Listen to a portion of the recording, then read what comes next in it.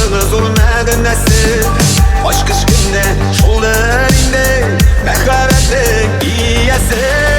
Üzülüp yarattıları, sevip can attıları.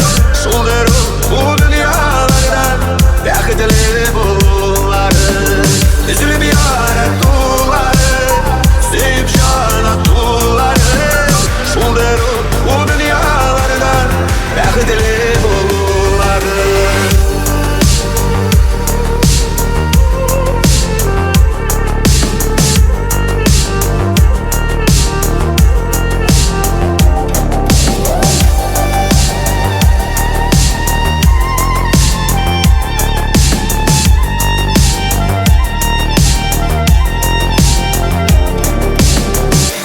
Yolumdan ferişten hediyedeyin bulsan, tustuğanlar yanda bulur, yerden kulağın susar.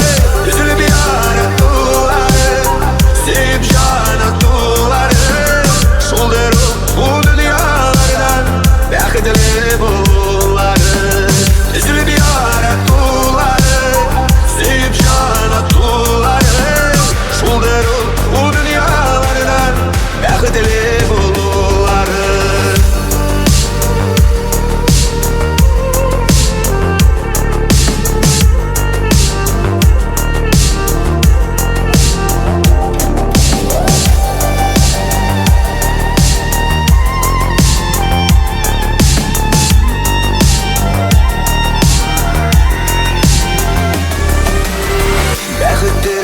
Hatta dostum bu dünyada yaşamlar, beni yaratan min bekitli deyip günde de şular. Üzülüp yarattıları, sevip can attıları.